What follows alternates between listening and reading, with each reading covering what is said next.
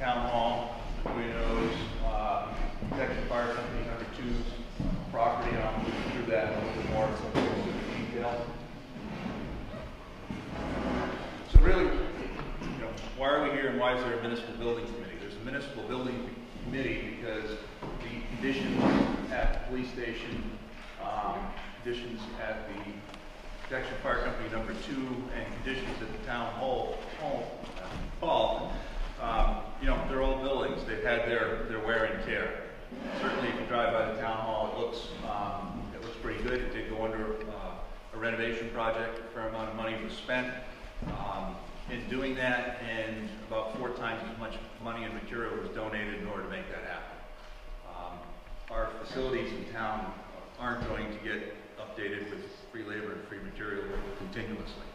So the issue originally came about or was brought up to the Board of Selectmen in 2004 in terms of the town master plan, and then from there, in 2012, the Capital Planning Committee wrote a detailed report, and so I have the expert at the top of the page is back from 2012, and I couldn't state it any better today except to say that those same conditions, the lack of sufficient infrastructure, is worse, and it's just going to keep getting worse.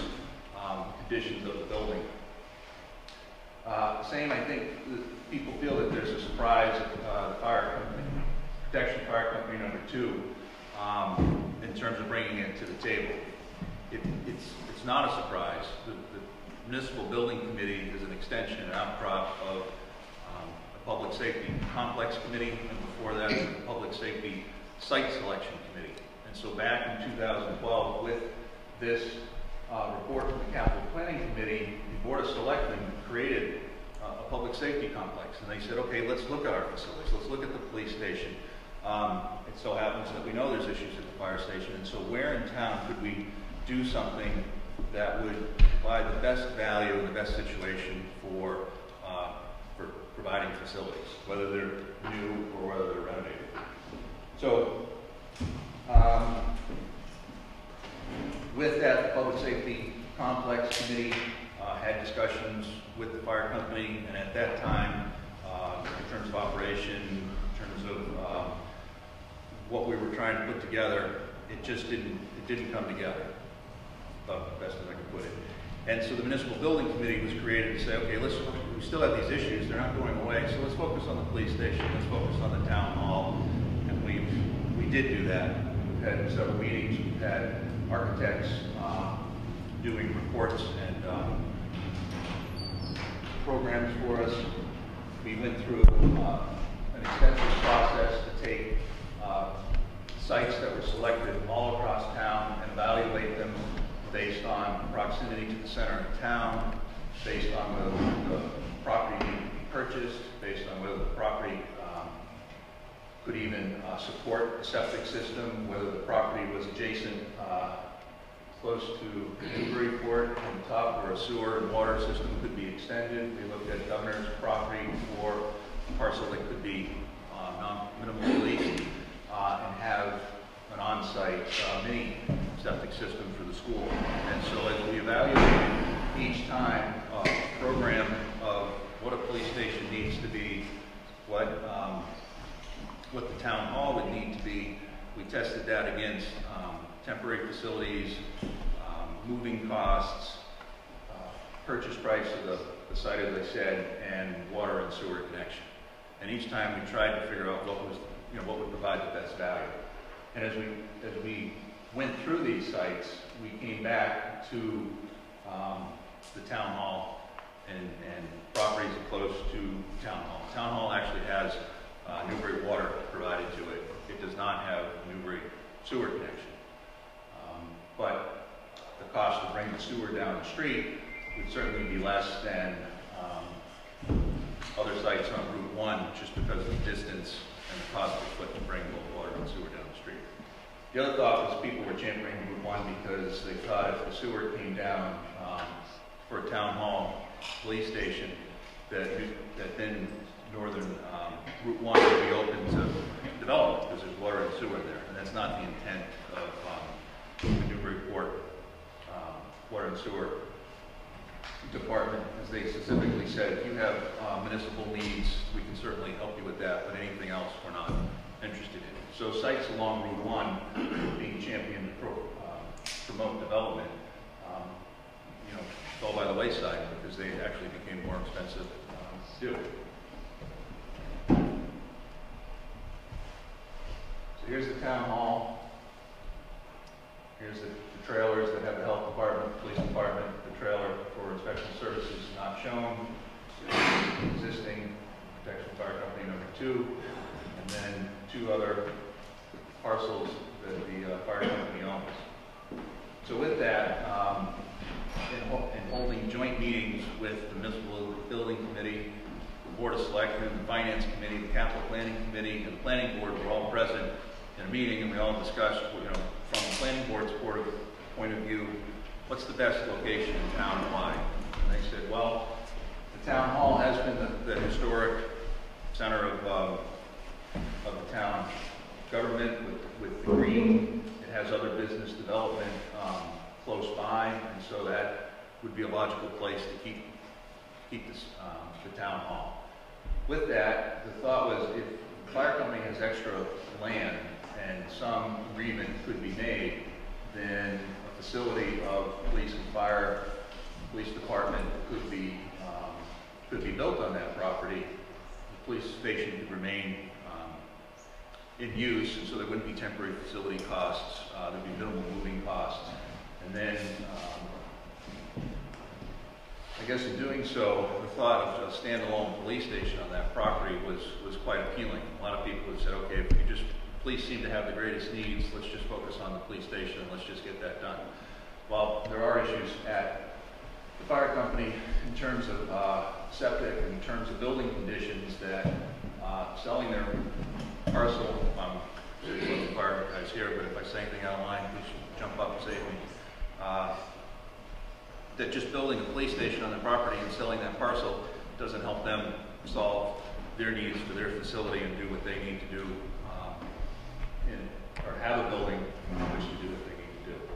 So that option of a standalone police station is gone. And so looking back at what we originally intended to do was combine a facility. And why combine a facility? Well, by putting the 2 facilities together, we figured we could save about 2,000 plus square feet in space of an entry, vestibule, a lobby, a front desk, dispatch, restrooms, mechanical rooms, possibly a joint community room. And with those spaces, that not only in terms of operational costs, but just in terms of constructional costs, could save onwards of over $500,000 just in that 2,000 square feet to build. So the thought of combining a complex. The other thought was that the police state, we've seen from other towns like Raleigh that decided, okay, let's put the police over here and let's have a town hall over here. There was a lot of time spent driving back and forth and sending residents from one place to the other, that there were great synergies in terms of the town hall employees from all departments working in close proximity together. So the reasons for looking at the site, the town hall site again, came forward. Past, we've looked at schemes of taking down the town hall, building it all new. We've looked at schemes of putting a larger addition on town hall and using the basement for all storage. This included in the recommendation now is a town hall that has a basement that's renovated, and what would happen is the inspectional service department with the trailers, the health department, and planning would move into the basement where there were windows along Morgan Ave, and then there would be some other storage and a meeting room. This is the fallback option for town hall. This does not solve all town hall needs. It doesn't solve accessibility issues appropriately. I mean, they can be worked around. It doesn't provide needed storage space. There's trailers or containers, I should say, at the transfer station that are holding town records that need a proper location to be held. It adds a restroom and a lift up on the first floor floor, but basically keeps the whole first floor plan, except for when planning moves downstairs, this will become a larger assessor's office. But there's still no private conference room, even of a modest size, for someone that wants to go in town hall and conduct business in a private manner, or talk to the selectman, or talk to the assessor and go in a room and be able to shut the door. So we still have just operational deficiencies that we should have today.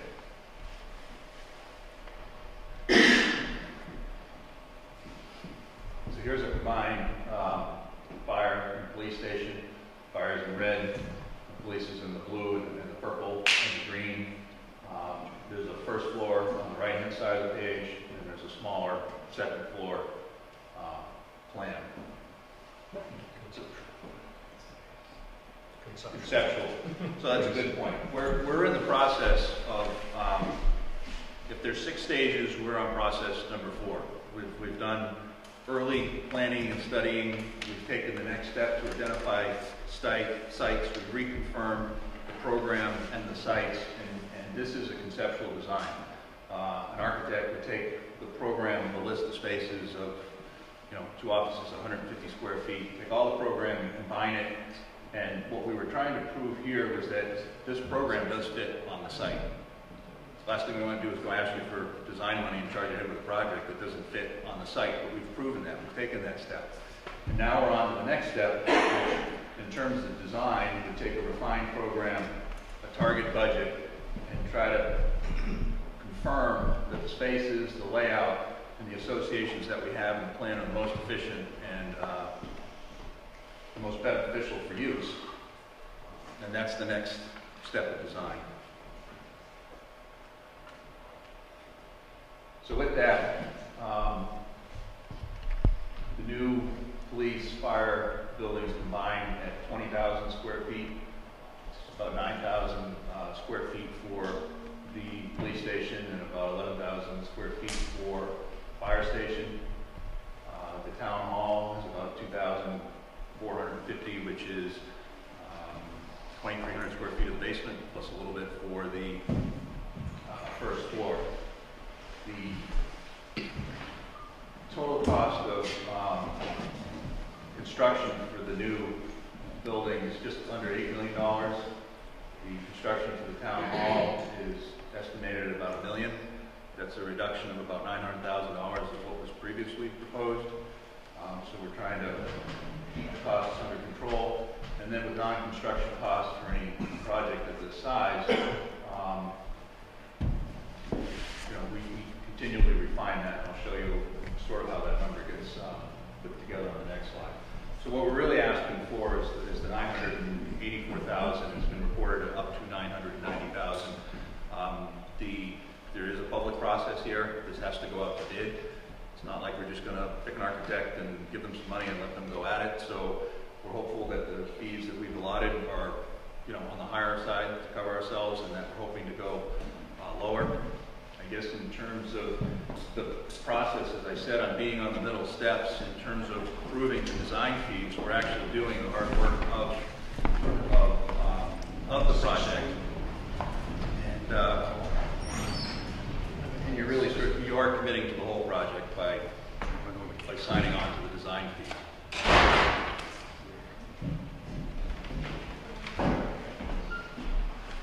So that's a little small, but what I've done is I've taken the total for the construction costs and what's fiscal to the industry for engineers and architects and designers as they take a percentage fee, which is historically how they can size up and compare projects. And with that full fee for the architect and engineers, and then what we've done is we've taken, and we haven't asked for the full or all the full design fees. We've only asked for those fees that would happen in this next phase. So we've gone through, and some of them you can see at 75% for reimbursable expenses. We're at 50% on others, and so we've tried to. What we have done is just targeted exactly what needs to be done in the design phase. So we're not asking for any more money than we absolutely possibly have to at this point. Now, I guess there's some risk that we approve the design fees and then we can't figure out how to approve the whole suite. But in moving forward, the benefit of doing the design, having drawings for this size project is twofold. One, it's required because it's a public job, and two, if done right, and we have your interest during the design phase, and people put their interest in, we'll have a set of plans that answers all the questions, that provides direction for the builders. We don't have mishaps, and the benefit we'll have is a quality building. It should be able to last 50 plus years. Maintenance costs will be reduced, and certainly I'm an architect, so in my line of work, if you produce a decent building with a decent design, then the employees actually work better and are more productive in the building. And I think that's the point of police departments. I just heard even so far this year, so we've had 2 junior officers leave or are leaving, and you know that's a cost to the town that we're paying for, yet we're not going to get any benefit from. And with that, with the police station, I know last year, I'm not sure the current cost this year so far, but we spent about $8,000 on patch and repair costs for a new floor. There's leaking around the window wells around the backside of the foundation. There's been sewer backup issues. Drywall needed to be replaced, needed to be painted, floors needed to be replaced. And that's all costing us money right now. So the value in a new building is that we don't have those, we have much less maintenance, not the costs.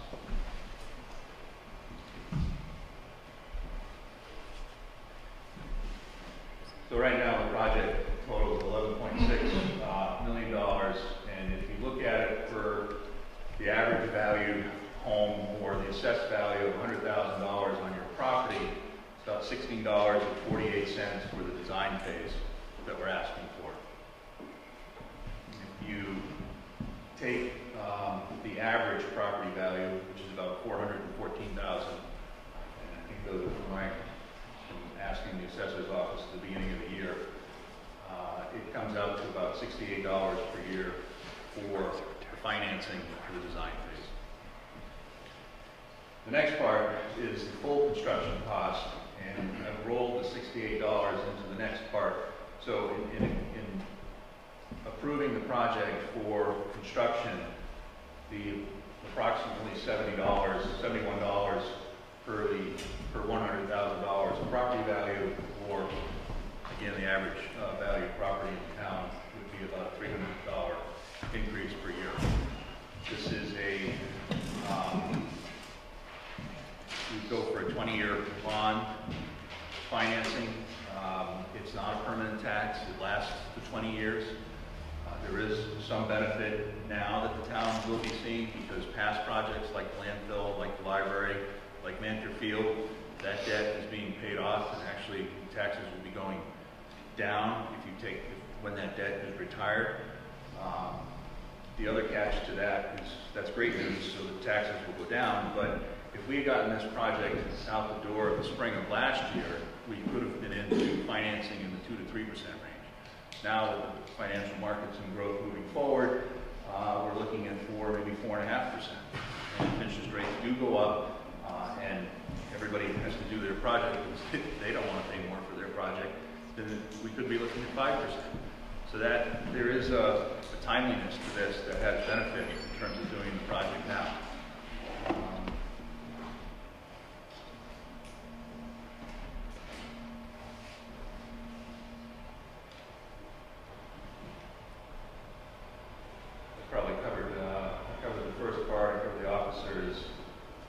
Those temporary mobile trailers have been there for 14 plus years. And they have the costs associated with it.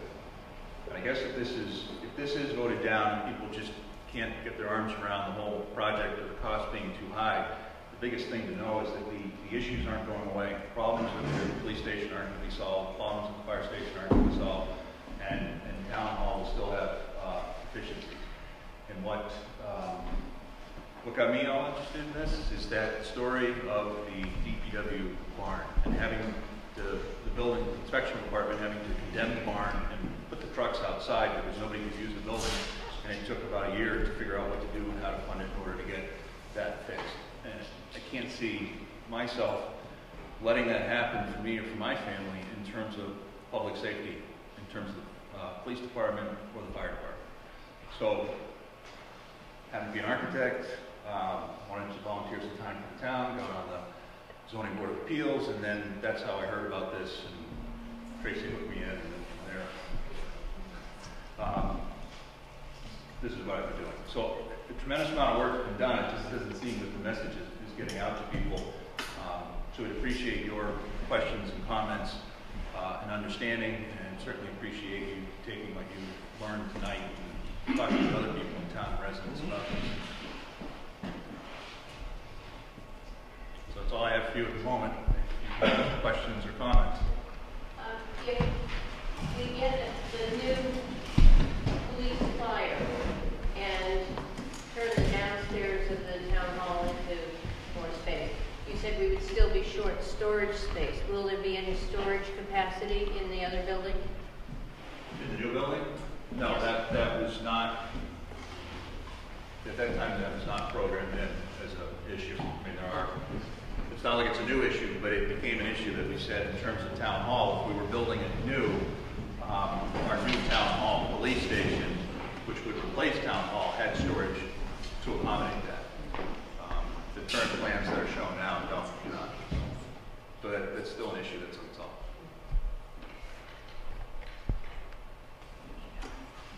Yep. On the storage, there was some small space down in the basement, and one thing we've been doing is, like my office has gone paperless. So as we move forward, tax collector, treasurer, assessors, we're starting to get to a point where those storage files are reducing. We still have certain things we have to keep. Right now, the storage facilities that we have are 2 containers. If you go in there, it's hot, it's damp, it's horrible conditions. The staples, paper clips are rusting. We don't meet any of the mass criteria for proper document storage in what we're doing. In voting or not approving this, the concerns that I have, like Eric brought up, is continued maintenance. I do the public building maintenance in Newbury after we had the issue with the highway facility. And it's costing us more and more not to take action. The trailers are extremely expensive to run, to heat and cool them with minimal insulation that are in them. They're meant to be temporary trailers. They're not meant for 15+ year use, which is where we're heading already. There's no bathroom facilities. They're not ADA or AAB accessible for handicap use. For me to continue to sit back and look at these and go, well, it's temporary, we're moving towards a new facility. This is kind of it. In our talks with people, that are involved, the police station, the unions, the state that's looking at me, the Architectural Access Board, all these state agencies and organizations have given us kind of the okay, they're working towards something. If this doesn't pass, it's going to be really hard to stave off those state agencies and say, well, yeah, we're not storing our documents properly, but we're working towards it. And when it gets voted down, where are we working towards? Same thing with these temporary trailers. I brought in a 3rd temporary trailer for inspection services because we needed the room. It's got to be temporary. We can't keep moving that forward. And again, the cost of running them is extremely expensive. It looks horrible, which, if you want to bring aesthetics into it, but the big issue is we're not meeting any criteria that we need to meet under these state guidelines. And the state eventually is going to say, time's up, guys. And that's our big concern is our clock's been ticking. When I started 10 years ago, we were talking about this municipal facility. They brought the trailers in 15 years ago, I think, with the thought that we'd be building something new soon. So this isn't new. It shouldn't be a surprise. And for some reason, we keep getting when did this come up? When did this become an issue? It's been an issue. The town hall rehab, thankfully with the DPW, we had a bunch more volunteers, awesome people in town. Not to call out Billy Went, but I saw him walk through the door. He's a guy who, anytime we've had issues in town, says, hey, I'll just step up and on my own time do it. And we luckily have a community that does that. But they're not going to build us a new facility. They're not going to keep, they don't have that much free time. And that still costs us money in the long run because they're not permanent fixes. We have these matched and patched systems. You know, police had trouble this week with one of their heating systems. They turned it on, something dead was living in it. It's, you know, it's not a good working condition. Something dead was living in it? Something, it was. Now that's scary. That's how bad it is. They told me I could. So, but again, you know, we have these constant maintenance calls for these temporary units, these boxed heaters that are on here. You know, it's just ongoing, and I feel like we're bleeding cash, and I'm sure the number of people can tell you even more than I can. But my maintenance budget's a decent budget if we had decent facilities to apply it towards. Instead, that maintenance budget, it's not moving us forward, it's keeping us with our head above water. So, you know, I can't express the importance of this because I'm really concerned as to where this goes if we have a failed override. You know, I don't know if it would be, you know, it would be up to selectmen whether they'd ask again or whatever, but at a certain point, you know, we gotta pick one route or the other. It's either new or kind of suffer the consequences of sticking with what we have. And it's not that we can't do that route. That's just a rough road to take. So, you know, I just, that's my 2 cents. You know, building, Jeff Walker, by the way, Chair of the Board of Selectmen, building on what Sam said. My father and I, Dad was quite a builder, my father and I built our house that I'm in now in Newbury. And we built the buildings that were my businesses, Big Al's and Seabrook. So, you know, I'm an old Yankee, and I thought I knew a lot about building because my father taught me. So when this all first started, I have to say I was somewhat recalcitrant. I thought it was big. A lot of other people that were involved in town government and participating in this, they were a little skeptical of the size, the need, how's it going to work, how's it going to fit. I mean, these guys got tremendous hours in here. And as they began to weave a picture that became a whole picture, we began to understand not only the need, but some of the ways things fit. So, as I've said before, in the beginning, I had a little trouble visualizing and working with the whole process, but certainly what's before us now, you know, I fully support it, and I think going forward, if you're visioning for 50 years and you're trying to solve the problems in the town in a concise fashion, because you're going to have to deal with other things going on. We're going to have to, you know, there are a lot of things in the next 25 years in this town that we're going to have to process and be able to put together and take care of. You know, and this is just the beginning.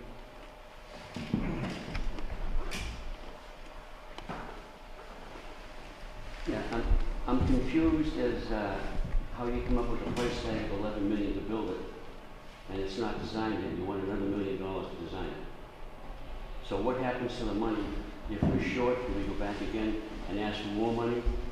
And then if it's if we have extra money left over, does that go into a slush fund?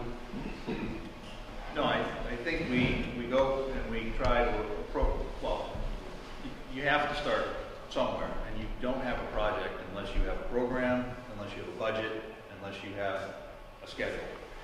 And your budget isn't any good if your schedule is running out in 20 years, because if you're planning to prices for tomorrow and you drag your schedule out, it's just going to cost more. So we have a conceptual design, we have a conceptual budget, and it's a little bit in flux, but I think we've done a fair amount of work that we feel that we're very close to the number. We've compared it to exactly what Salisbury's doing. We're right in line in terms of, you know, we don't have the exact same facility, but in rough numbers for construction costs, for furniture and equipment, for the architectural fees, we're pretty much in line with exactly what their project is doing as well. So, is that the golden final number? No, I hope it's less. We can work hard and figure out how to be creative with the program in order to bring it together with any and all other costs. And working on this, the hardest thing is to try to shortchange the budget so that I come up with look like a champion and tell you can build it all for $8 million all in, and then it does come back at $12 million. So have a conceptual design, we have a conceptual design estimate. We have an architect that specializes in building fire safety buildings. He's going to take a look at that. And so that's where we started. We just didn't hire some architect or grab some number out of the air. Okay. So the 11 million plus is design, engineering, and construction, and materials? Yes. It is. Oh, okay. And does anyone ever, I know architects need to make money, are we looking at all at other people have a certain combination building instead of starting from scratch? Are we getting some benefit from someone that's already designed one? The company CSS Architects in Salisbury is using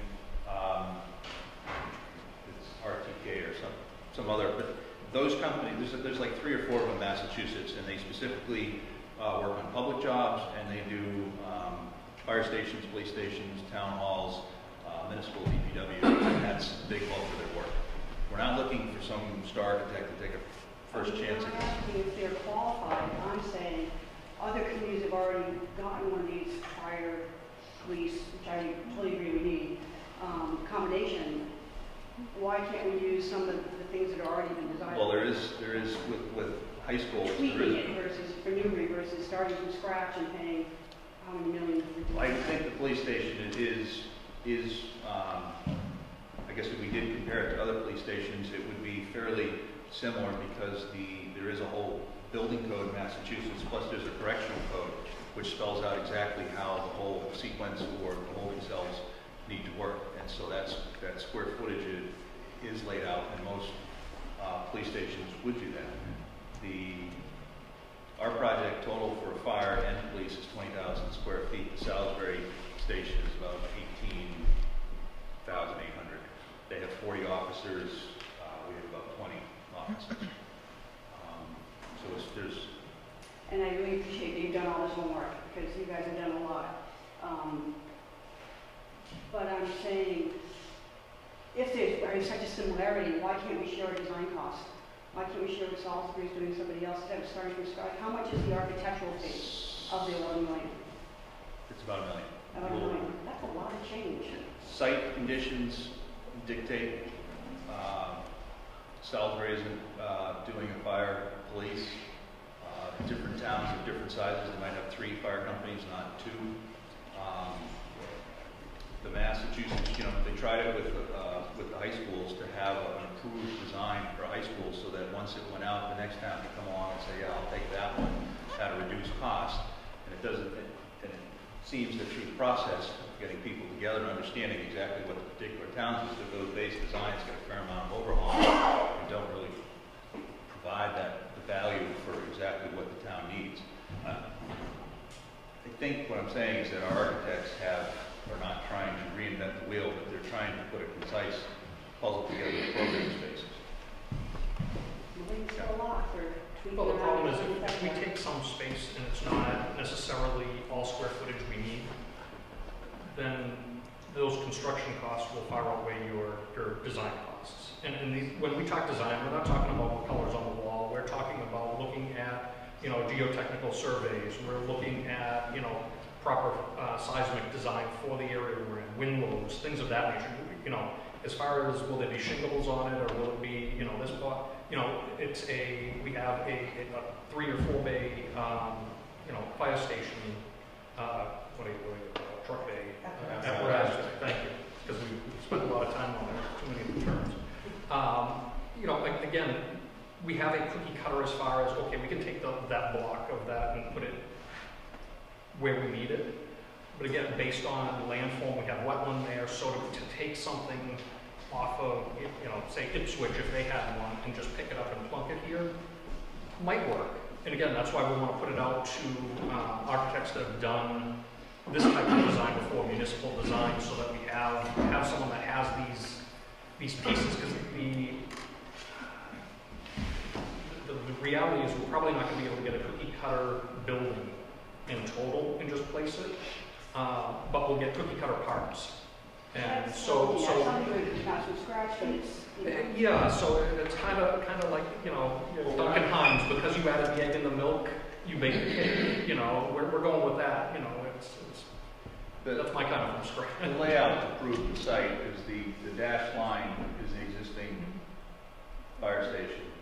And so the new apparatus bay, the new entry, the police, I mean, there's just enough room to come around the site, bring the trucks in, maybe bring the trucks in this way, pull in so they can pull straight forward out.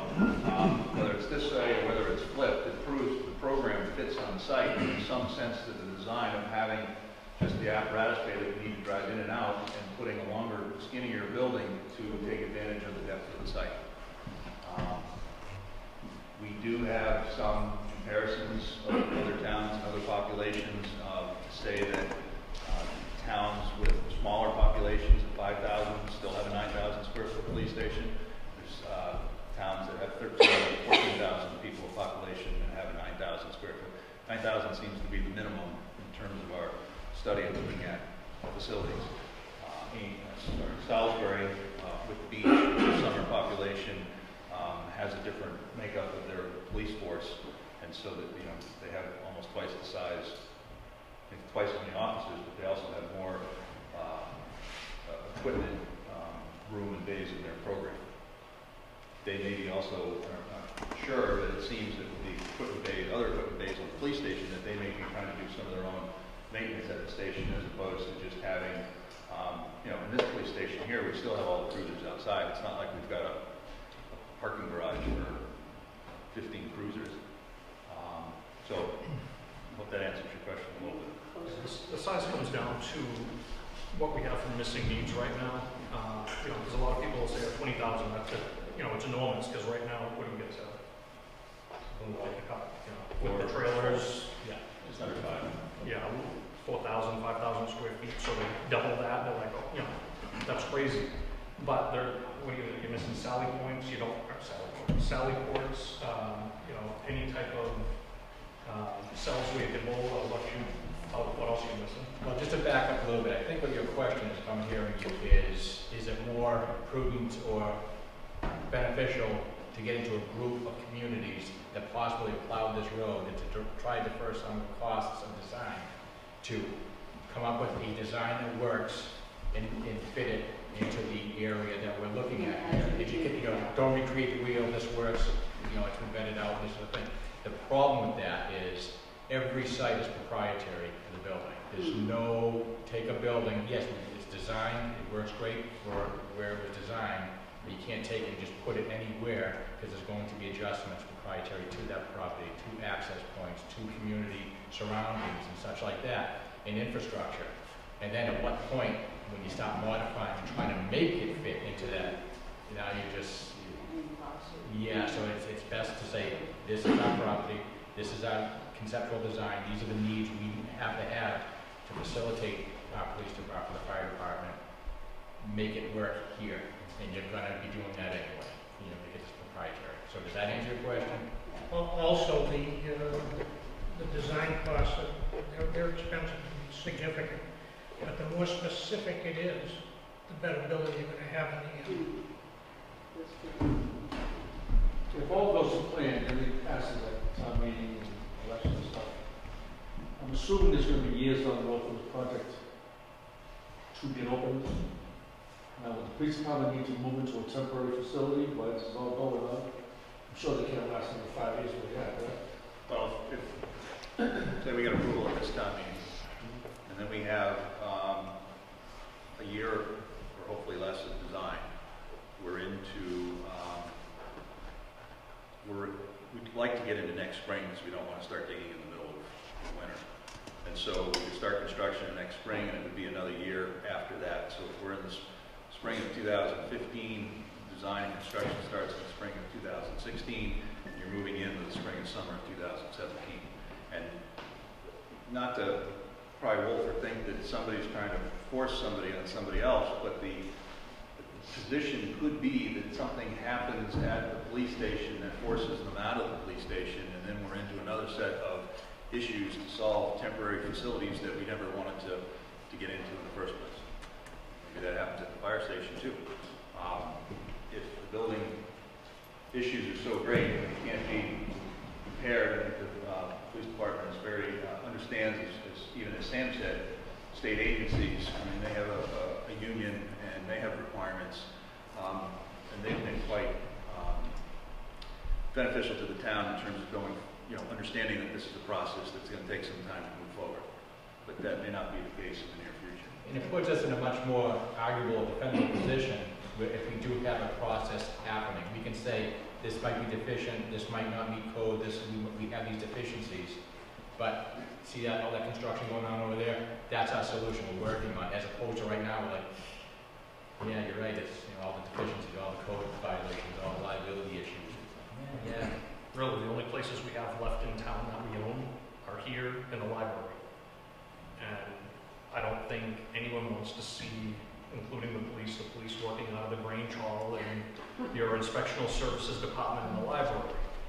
But that could be a reality. The other option is to rent something, which would be extremely expensive. So, you know, I don't want to sound in any way like it's threatening. This is just the reality that we've dragged these folks along as long as we can, and now we're starting to put our feet to the fire and saying, you know, time's up, guys. So we're facing that somewhere along the line. We're at the end game where we got to pick a route and follow it. And again, yeah, you know, if we have again that shovel in the ground, I would hope that those agencies would continue to say, okay, you know what, we can see an end in sight.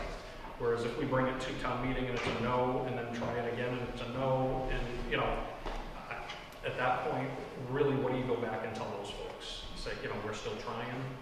We've been telling them that for 10 to 15 years that, you know, we're trying. Sooner, I mean, I've got reports back from 2000 on handicap access to the town hall that ordered us to immediately fix it. This is a pretty slow immediate.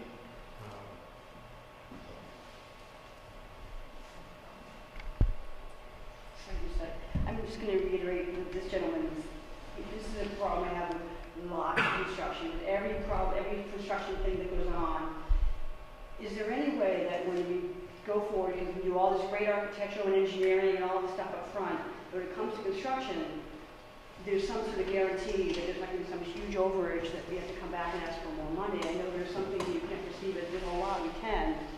You know, some people come in bid low and then they build and build. Is there some sort of guarantee you have for that? Or can we build it into their contract? You get a good architect, and you pay attention to the process, and just don't let them go off and do something and bring back a set of drawings, and you get it reviewed. I mean, there are people in town that know how to read drawings and that we can do it.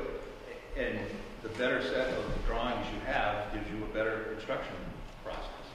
That's part of that cost as well, because, you know, as much as I'd like to say I'm the expert in all buildings, being buildings, I'm not. You know, I've never done a police or fire station before. Just, it's not something that's normal. So I would be taking that and going out to third-party review to have our design looked at by an independent third party that has no interest in what we're building other than making sure those drawings are thorough and correct.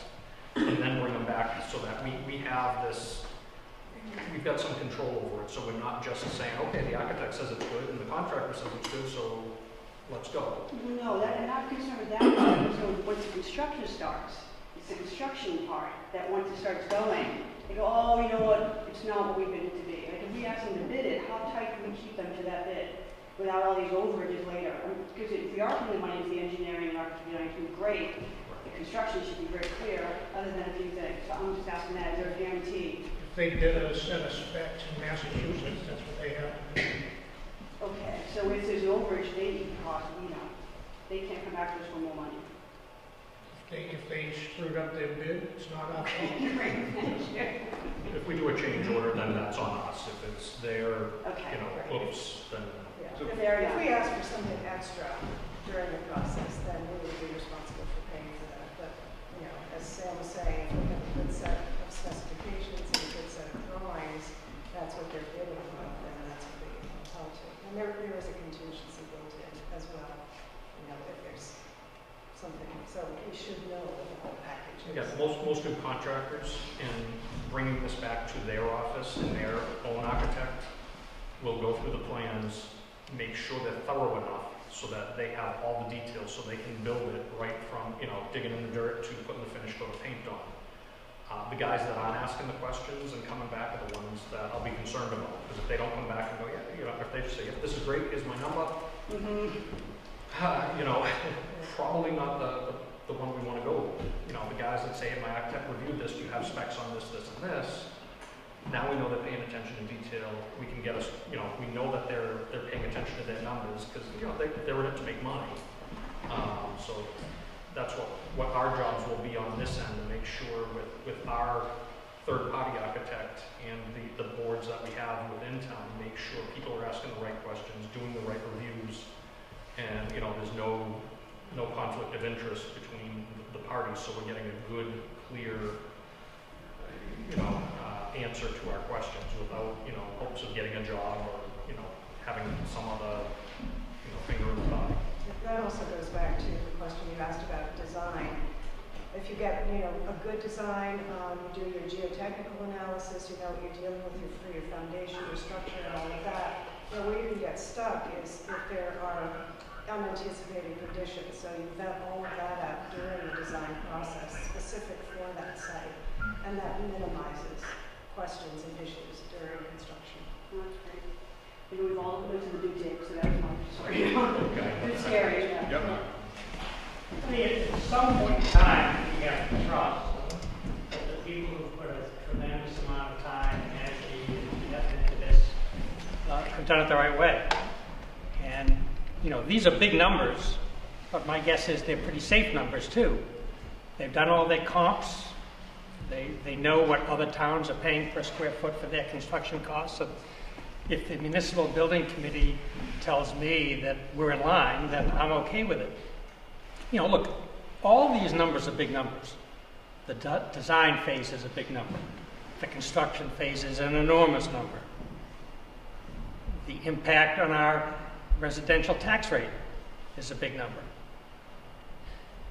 But from everything that I've researched and heard, we are at a tipping point in this town.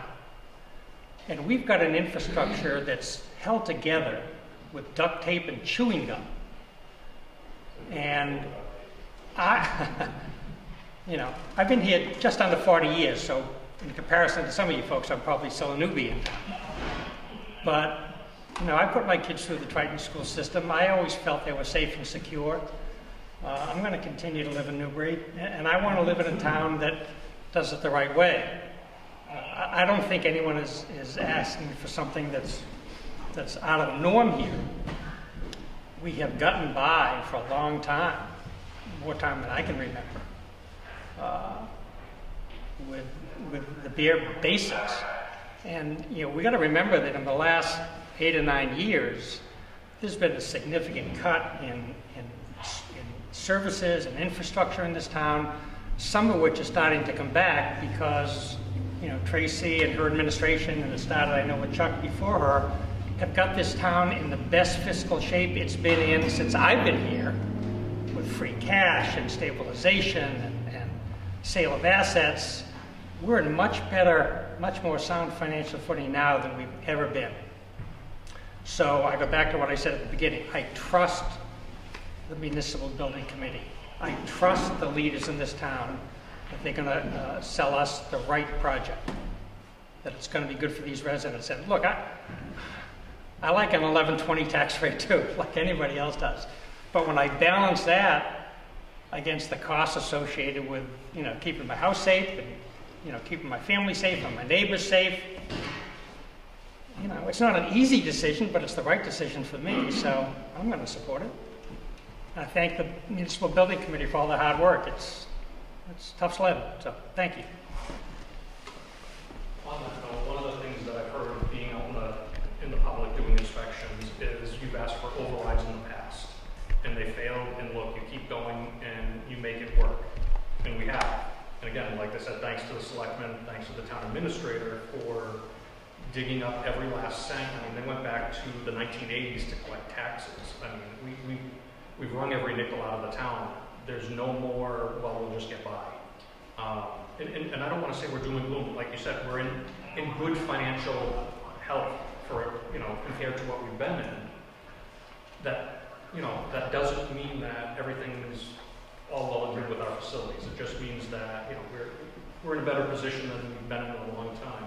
And as far as the tax rate, I don't know if Tracy wanted to get into when that other debt will fall off, so that 250, whatever it was, or 293 number, where that curve of those taxes will go, so that it's, it's essentially hopefully to be a short-term impact. She's the number lady. Yeah, the numbers that we're talking about tonight too, I think it's really important that everyone understands that we're trying to be as conservative as possible in our estimates so that we don't have to come back to town meeting because we have cost overruns. So what we're projecting in the numbers that Eric discussed tonight is at the highest interest rates, the worst possible conditions. There are other alternatives to our financing, so there could be a swing of, $60 a year in the numbers we're talking about. Instead of going out 20 years, we could go out 25 years. We could issue bonds for a period of time and bond for 28 years. So there are a lot of alternatives. If we went out tonight, we could probably get interest rates in the 3.5%. What we projected was, again, the 5%. So we're trying to be very conservative. The first, after we issue the debt, assuming that we would move forward with construction, the first probably 2 years, you'd get your tax bill and you'd look at it and you'd go, wow, that wasn't bad. Well, those are the first 2 years when you're only making an interest payment. It's not usually until the third year that you would feel the impact and experience that, $230 to $290 a year. There are alternatives for us. They require a town meeting vote. When we could look at the years that we have the highest impact to the ratepayers and say, okay, with the approval of the Finance Committee and the recommendation of the Selectmen, we'd like to utilize some of our reserves, some of that sale of land account, some of our free cash, some stabilization money, whatever we happen to have at the time, to mitigate the impact in the highest years. And then as Sam mentioned, within, I believe it's the first 5 years, in year 5, we start to pay off some of our existing debt. So what we're in effect trying to do is layer it on in a manner where there's only a few really difficult years. And it's really that 5-year period that we'd have to get a little creative and go to town meeting and say, okay, will you allow us to use some of our free cash to offset the larger increases during those time periods? And those are all things that we're looking into doing. But we want everyone to understand that these are kind of worst case scenarios. This is the most you'd be paying. So there's no sticker shock at any point in time. Nobody says, well, you said it was going to be X. We're estimating, we're basing it on what we know, but they're approximate numbers. That's where we are.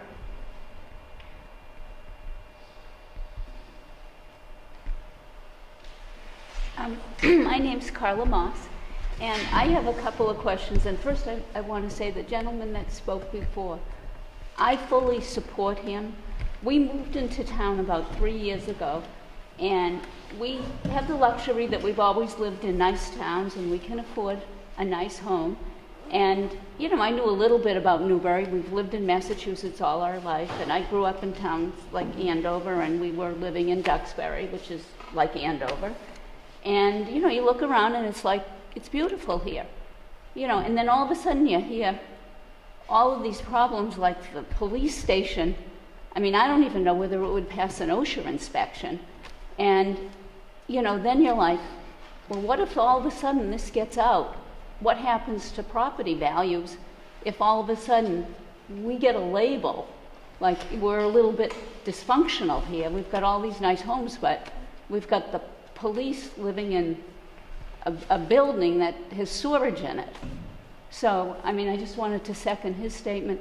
But I have a question. Does the state have a ranking on the condition of these buildings? Because, especially the police station, would it pass OSHA if if OSHA came in, would it pass OSHA? Let the chief answer that. That's scary. I don't want OSHA in our station.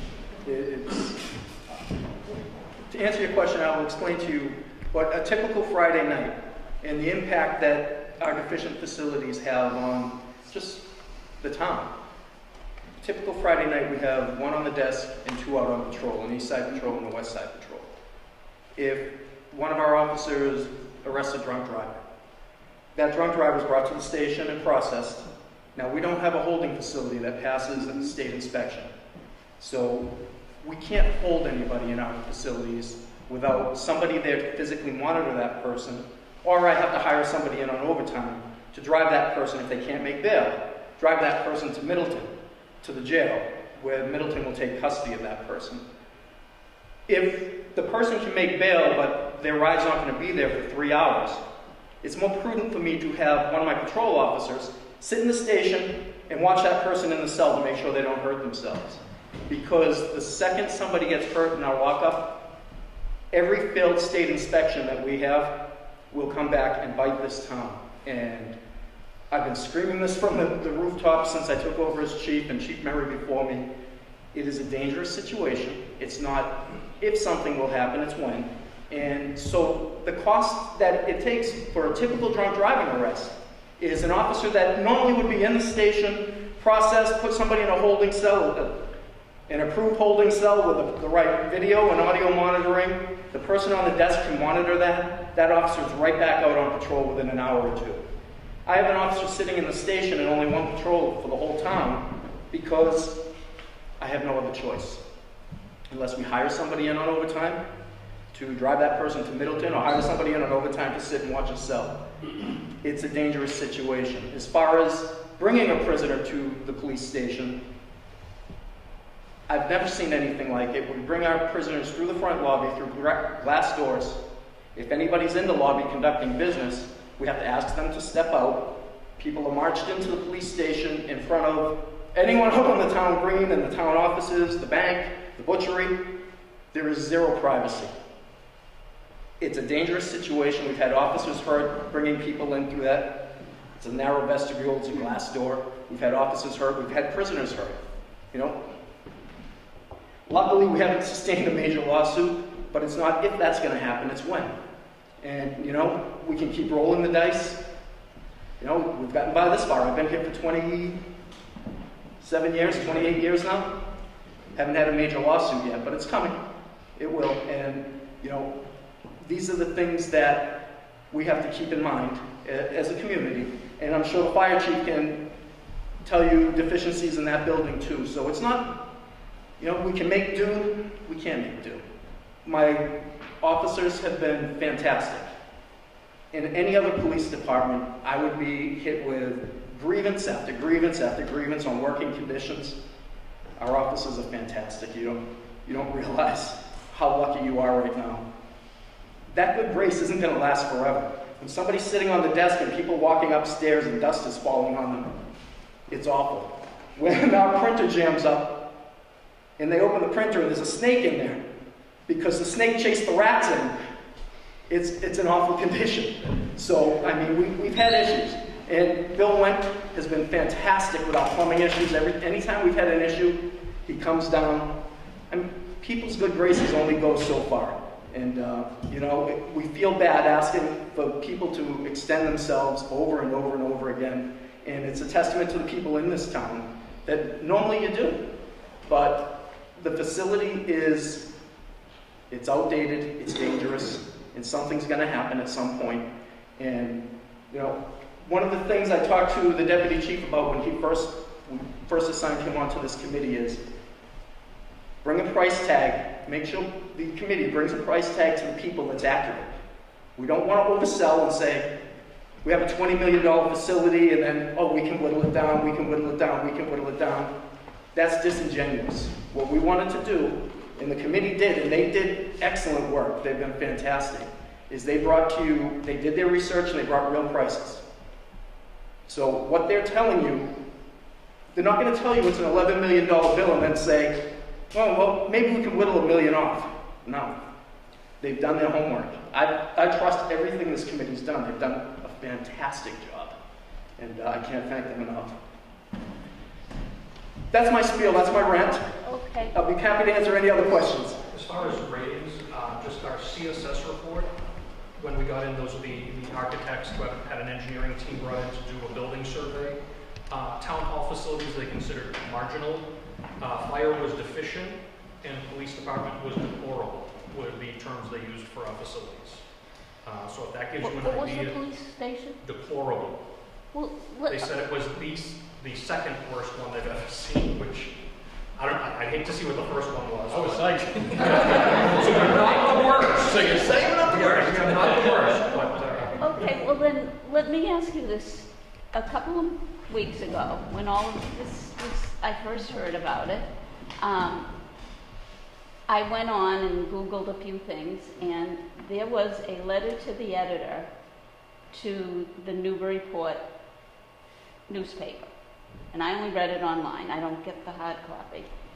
And it was some gentleman, and I think maybe his name was in it, but I don't remember it.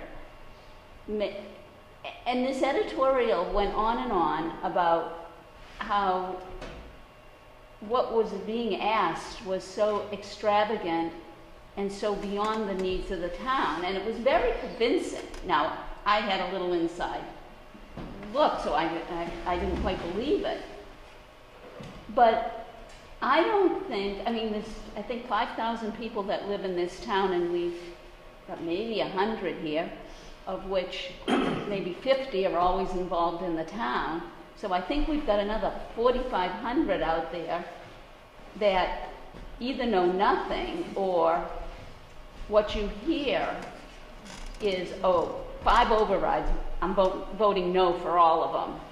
And, you know, maybe what's needed is a response letter. I mean, then it will be out. The cat will be out of the bag, that what it's really like. But I'm not sure most people know what the chief just said. And as somebody who picked up the trash on Elm Street, I can tell you half the cans were Budweiser, so I'm sure there's a lot of drunks out there. And that's true, they were half Budweiser. Hopefully it's not on the way to Triton. I'm the old lady that picks up the trash on Elm Street, and, you know, I thought I'd find all Coke and Pepsi. That must be out of style, because literally 50% of it is beer cans, so there's a little vodka, there's a little whiskey, and then there's a few water bottles. And that's one of the problems that we tend to have. I know that the article you're speaking of, we all read it, and we're fairly disappointed because, again, that gentleman has not come to any of our meetings and gotten informed. There was a lot of misinformation in the article. I think, you know, I don't know if it's an actual policy or an unspoken one, but to try and write back to the newspaper like that as a town employee, we really can't do that. You know, that's where we're hoping when we hold something like this, we have someone that gets informed and puts that information, the correct information out there, not just the coffee shop talk. Is it illegal? I mean, I once wrote to President Obama. I get an email every other week from him. So, I mean, is the town not allowed to say we've got snakes in the printers and rats in the walls? And So I suggest when you write your letter to the town, to the newspaper, you don't put all information, but you make it sound really good, okay? Because no one wants to be unsure that some of the problems we have. But I think the fact that they don't know we have problems is the reason they're all saying we don't need this. You know, you go to town hall and it looks kind of cute. But you can put it Well, delicately. we're in somewhat of a catch-22. We don't want to scream out loud so much that this is so bad, it's so bad, it's so bad, and yet we haven't really moved forward. But at the same time, it's that bad. And again, we're getting to that point now where we can't just hold it in the bag anymore and say, you know, we can't let it out. We're going to try and keep this going. It is that bad. We're getting to that point. The more we pursue a solution, the more exposure we put ourselves in. So it's a real fine line as to how we pursue this solution. And it's getting to that point where, as you say, getting it out there would be beneficial, and it would be if there was a solution more in sight. Otherwise, what's happening is, at a bigger scale, we're acknowledging the deficiencies. It, as our building inspector, is in our health agent here, we're right there where we have to do something. As we profess this more, publicize it more, now there are bigger entities getting involved, saying, okay, now you're going to do something. And then what are we forced into the expenditure of displacement, new facility, temporary facilities, modular facilities, while we still try to pursue this solution? So it really can spin out of control really fast. So to answer you, I mean, a way that'd be helpful for anybody in this room is to say that you attended a very, very informative gathering that explained all the concerns that were expressed in a prior editorial and were disproved or supported, however you see it.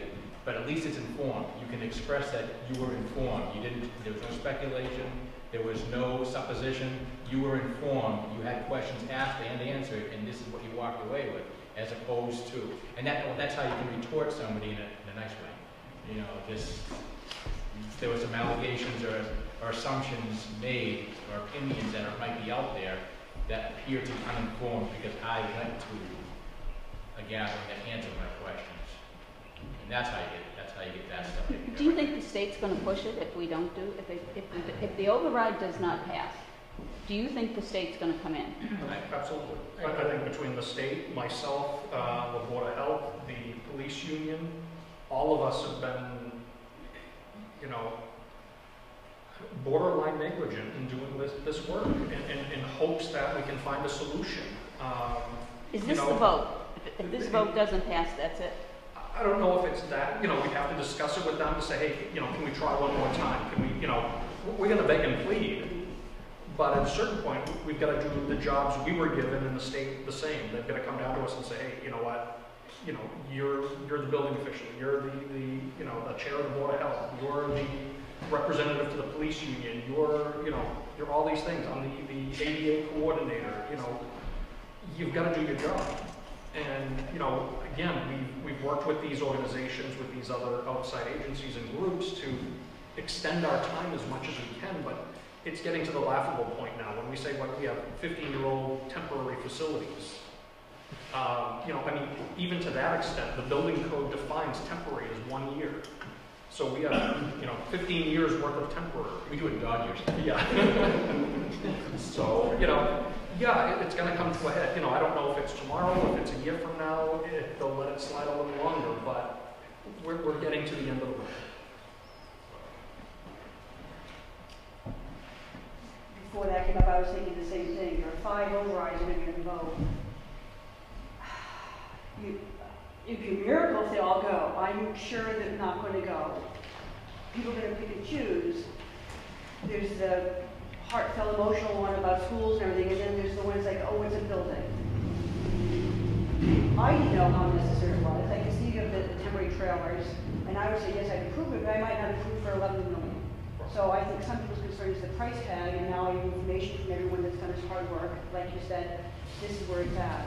Is there any way that the town, because we're caught in a pinch where you can't do anything unless we all vote, and we're not voting for it, so it keeps flipping over year to year, that somebody can elevate this stuff and say, this is the town, it's like it's a necessary safety thing, even though it's in the wording, a priority over some of the other overrides. I don't know, is there anything there where you talk to the other guys, keep the override until next year?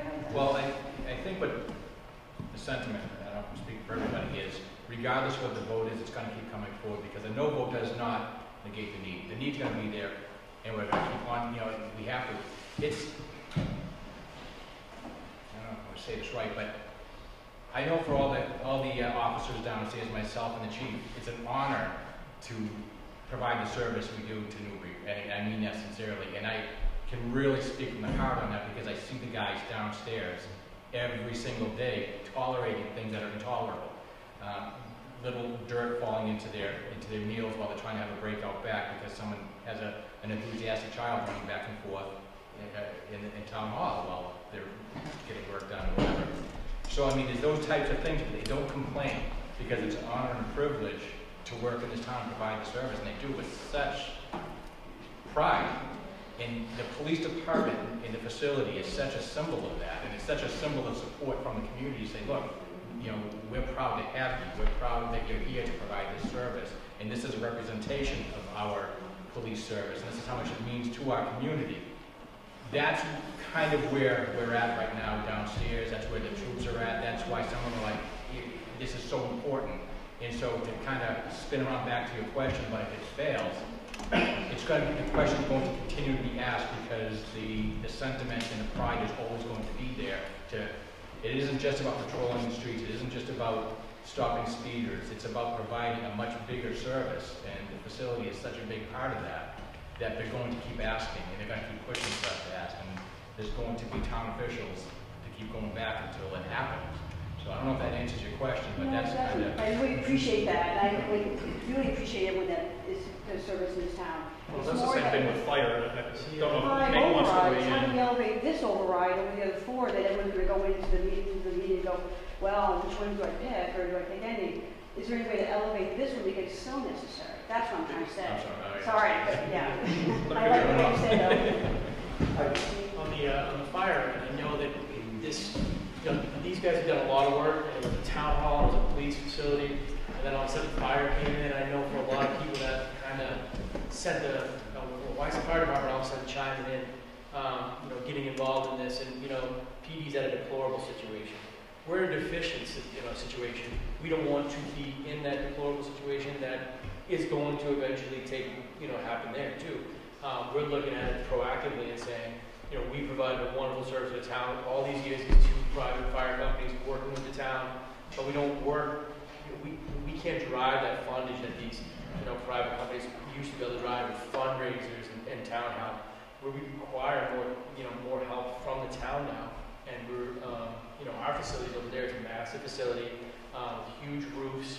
The ADA situation, decon areas are deficient. There's so many deficiencies already right now that the timing is perfect, the placement of this whole facility is perfect, the relationship that we would have together with the EMA, close to town hall, with the police department, all the services, that's awesome for the town. So it's the fire department's being proactive to get involved at this point in time. But we also know that was a huge factor because they had come so far and done so much work, and now we're involved. So when you say, I don't know, is that big number there? Did the fire department bring that number up to make it to the point where it kind of makes it confusing for people? Maybe in a sense, but at this point now, like John said, this isn't going to go away. I appreciate it. I'm being devil's advocate. I'm saying it's the other people that, this is really bad turnout. I can't believe there aren't more people. This is good turnout. Okay, well, that's good. Which is very sad. Because most of the people behind you are the fire department. Most of the people up here, everyone up here is town, employees or selectmen. We've got two of our running selectmen in the audience. We've got, so we've got maybe a handful of residents that aren't aware of this coming. And this is a good turnout from what we've had. And we've done, it's been in the newspaper, it's been on the cable access channel. We've had tons of public meetings, just NBC, NBC, getting late. Selectmen have had meetings on it. We've had joint meetings with selectmen, finance, planning. And again, we get one or two folks showing up. Erica Jacobson, who's on our finance, and Elena Sales, I think, who's with the PTA and the schools, are trying to get it on the school websites, get it on Facebook, Twitter. They're holding another meeting this coming Thursday at Town Hall to talk about not just this, but all the overrides, just as an informative meeting to say, here's what they all mean. But again, I don't know what else we can do. It's got to be really a kind of a grassroots, the folks that get informed, getting out there and saying, you got your figures wrong here, folks. This isn't just they want a Cadillac facility, or they want a new office with some, it's not about that. I'd like an office with bathrooms in it. The policeman would like a station where they don't have flies that land on them and leave fecal matter that leaves welts. I mean, it's really disgusting. I mean, the fire department, same. They can't fit their equipment in what they have. So, I don't know what the solution is, how much more we can get out there. And again, we don't want to scream it from the rooftops too much because, it's a long way to fall from the rooftop. talking. This is the flyer that everybody's checked, though, right? Yes. I think so, yeah. So there was, and how long ago was that? Well, the census and not the tax. Yeah, we put the tax over. So this is the census mail. So when did that come out? January. So is there an opportunity to resend, or, you know, if we have the jury rig this a little bit, to make it more up to date, more current with what the needs are, to resend this over the next week? Is that allowable? We don't have funding available to send it outside of a regular tax billing or in the census prior to town meeting. I'm sorry, say the second thing again? Oh, we could have it available at the town meeting, certainly. Yeah, and we could have it available online, but to mail it out to every household. That's a funding issue versus a protocol issue? And They don't have the money to do what would the funding be to send that up? I don't even know how many households we have. I want to see what the folding in is sending out, what's it, like $700 or something like that? Postage. You don't have $700 or $800 and we're looking for. That's a guess, I say we don't have $700 to send out a mailer, and we're looking to raise all this money? We do not, no, we do not have it appropriated. Our appropriations are right down to the wire. You have made so many cuts in your departmental appropriations since, I believe, 2008, that there are no contingency funds, there are no emergency funds. Anytime you have a situation like that, you have to go to the finance committee for a reserve fund, and that only covers emergency, extraordinary, and unforeseen expenses. So this wouldn't fall into that category? I would have a hard time Okay. saying it was an Okay. emergency, yeah. So can I ask a question? Like Sam said, the temporary facilities have been there for 15 years. So there's a capital planning committee now that identifies these types of issues that the town has. They are prioritized to it. They prioritize it. So moving forward, after this, I'm assuming this has to be addressed. So one way or another, this is going to get addressed. Is there a plan to move forward so that, I mean, all cities and towns have pretty much the same thing. They have schools, they have libraries, they have municipal buildings, and that's pretty much it. They don't have an 11. A town hall. They don't, no, they don't. But this isn't going to increase the tax rate. It's a debt exclusion. And the library has been addressed. Newbury Elementary School has been addressed. The police and the fire department need it. And to me, it's just a natural course of aging in a town. And I think that the people in the town of Newbury need to look in the mirror and say, what kind of a community do we want to be? Do we want to be a community that doesn't value our municipal employees and or our safety, our own public safety? And I read that same letter that you saw in the paper, and somebody else wrote a pretty clear and lucid response to it. And as hard as this is, I think all the overrides that have been put before the ballot are necessary, or the town wouldn't ask for them. I don't think we want fluff. Do you guys want fluff? I mean, I mean, as hard as it is, it's just been... Three of the overrides were all in the same, in that same article mentioned shame on Triton for letting the stadium go to hell and having it be condemned. At the same time, then it rallies, in that same article, talks about, raising taxes. Well, if Triton had planned ahead, taxes would have been higher because they would have been saving up for a stadium. They can't do that. I'm just saying, you can't have it both ways when you say, why did this happen and why are my taxes so high? We could try to save up for projects, and I think that's happening with the town. There's been a lot of great work from the selectmen on the road issue. They took a step and they bought some software to identify and analyze the roads and to figure out what needed to be done so they could go about it in a cost-effective manner and not just willy-nilly. And so now the next step is, now that we've identified the roads, and we can all identify them ourselves, but need money now to fix those roads. And so we do need to look ahead. And coming at us in tough times and a tough cycle and having bigger projects that are now coming off the books, it's not like I think everyone wants to just keep having debt, but there is a good healthy level of debt that needs to happen in order to keep things moving forward. And if we keep waiting and kicking this can down the road, it's going to be no surprise that it's going to cost more. Well, you know, the eternal optimist to me says that the reason that we have low turnout is that everyone in town has already agreed to vote yes. I don't think that's the case, however. So, you know, when I was coaching Little League in this town 30 years ago, what we did whenever there was a delay in a game or a rain out or a scheduling problem, we created a phone tree. And the coaches were responsible for calling X.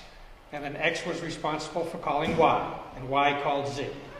And if we do nothing else, I would suggest that anyone who's in support of this, these overrides in general, and in particular this municipal building override, is to create their own phone tree. I mean, my wife and I are walking every day, and every time we bump into a neighbor or, you know, somebody who we think we know, we're talking about this. And I've made a lot of phone calls, and I would ask and suggest that everybody do the same. So if you're a supporter, corral your neighbors.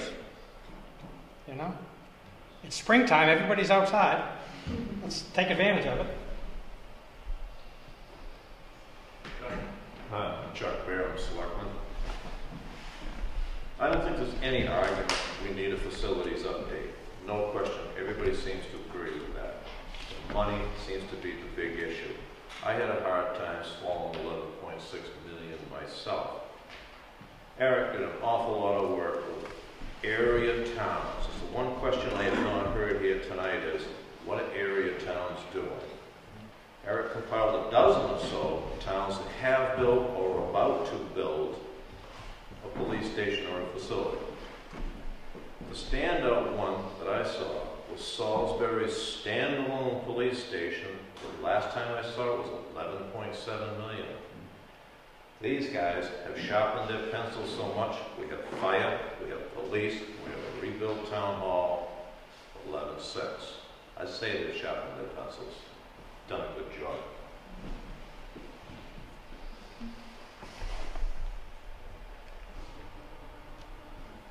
Any other questions?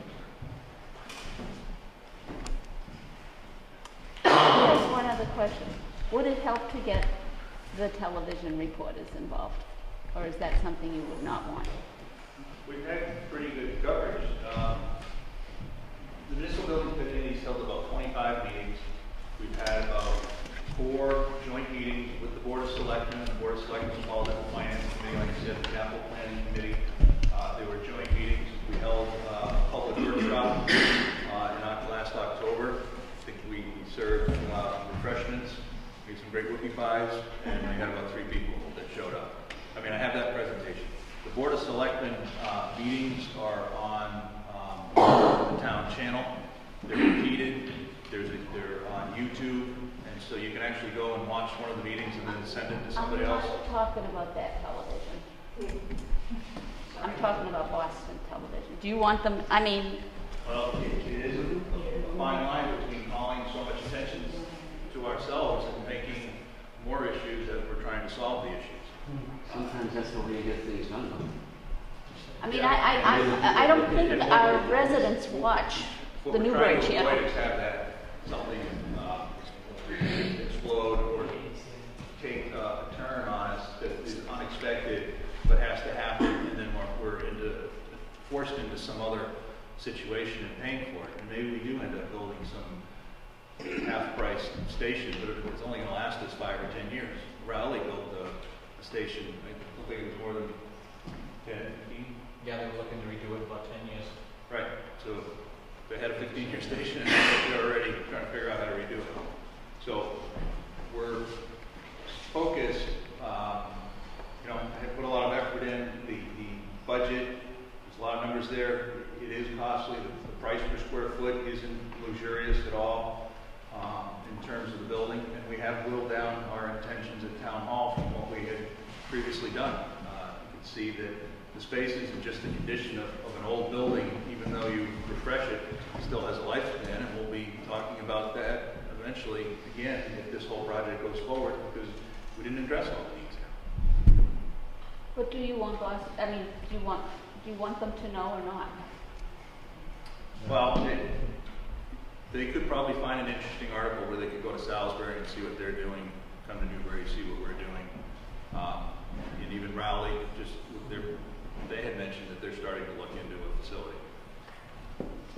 I don't know if it's that much of a public interest for other towns, but there are a fair amount of towns that have done this recently. Maybe that's as well. I think what we really need is people to reach out to their neighbors, to friends, other people in town, and take this seriously, which, there's obviously people that don't. We've got someone in this room that signed I'm a dumbass for their name. I'm pretty well aware of who it is, and I'm pretty disgusted by it with all the work we've put in, a lot of it on our own time, especially Eric. And, to come here and not take this serious. And again, you can vote either way you want. That's fine. And I guess I should be glad that they're here to get informed, but things like that are discouraging. The same thing, we hear things down the coffee shop where, I brought that up before, where there's this corner bickering where people don't know the answer, they make it up. So we really need the folks that are here to get out and get the facts out there to people. Let them know what's happening. So, and again, whether it's an up or down vote, that's up to the people. That's why we have the process we have. But at least be informed and take it seriously. It is your town. It's not mine. I just work here. I don't have a question, but a comment that a lot of people have said, you as the municipal building committee have put in so much of your own time, but people should also know that the people sitting up front are paid employees on their own time here at this meeting, spending nights here instead of at home. Right, the meetings are at 7 in the morning, so that I work in Cambridge, I've got to make a meeting in the morning and then make it to Cambridge, and so we get in early, and then we've tried to hold a few 7 at night meetings, hopefully for the public to attend as well. Well, it's a great town, a lot of people put in a lot of effort that other people don't recognize.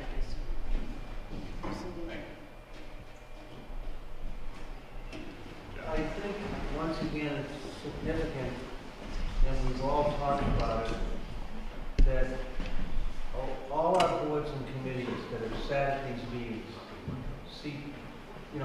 finance committees, all these committees, selectmen, municipal building committee, they have all rallied around this project. And it wasn't easy in the beginning for all of us to grasp it, but Eric, great job, many hours, on his own time. There's no Moseses here. We've just got to bring this forward. You've got to be able to finally in this town break that tradition of no overrides. It's pretty ingrained in town, but we're going to have a time of critical need that will outstrip the fact if it's not funded. Police station is a great example that, the consequences are going to be catastrophic. So the town has got to realize we don't have a broad-based commercial retail tax base. It is on the back of the homeowners. But the homeowners, if they want Newbury to go forward, have got to recognize you've got these overrides in front of you. Hopefully they all pass. We've taken a long time, we've examined all of them. Especially here tonight in discussing this one. I hope everyone thinks very, very hard about at least which ones they want to pass. So everyone's talking about, got to pass them all. Think of each one individually. And try to decide which one you want to get behind. Certainly what you've heard tonight, public safety is a very important issue in our town. Schools are a very important issue in our towns. So you've got to decide what kind of town you really want. And that's the votes. We can only bring it to you. And the hard part is that, most people here too much care. How you get that word out to people that aren't here right now to say, these are the most important things that we have going on for the future of the town for the next 50 years. Your town services, police and fire, without that, who also live in a town that doesn't have those services, you know, at that level where they should be. You know, so it's tough to get that word out. On the bright side, we have to push this forward to see where the voters stand on it. And only until we know where the voters stand on it can we make our next plan. I mean, I can't speak for the whole committee, but I, for one, if they vote it down, we'll keep prodding along and come back with something a little different. I can tell you, from my perspective here, speaking someone from the police department, and me personally, I'm very, very encouraged by what's happening tonight. It is not a wall-busting turnout, but there's a very, very select few in town that are very, very interested, very attentive. I see a lot of very, very good questions, very positive. I'm actually excited. I've been here for 16 years. It's been talked about, actually 17 years. It's been talked about for 17 years. I've heard about this being talked about when I was doing my time over in Raleigh. So I am extremely excited, very optimistic. It's good to see the people that are looking to go out there and shake the bush and get the word out there. Because it really does kind of fall on you folks to say, you know what, I'm informed, I've got some good information here, and answer some of these editorials, talk to your neighbors as spoken about earlier. I can't wait to go back to the PD now and say, I'm optimistic, this is good, this is good. It might not all happen overnight, but there's some things moving. These people see what's going on here, they see the importance, and I want to thank you very, very much for taking time out on a beautiful night to come out here and get informed on this. Tracy, sorry, can you explain the sequence of events that needs to occur relative to this? Because I think there's still some confusion about the vote next week and then town meeting and you know, getting second bites of the apple. Sure. Can you explain that? Sure. In order for the design engineering phase to pass, it requires both an affirmative vote at the ballot on May 12th and then town meeting approval on May 19th. And are those simple majorities or are those? The town meeting vote is actually a 2/3 majority because it requires a legal authorization of debt. Okay. So that does require 2/3. The ballot is the majority. If it should fail at the ballot, there would still be a discussion at the town meeting, and hopefully we could get approval of the authorization.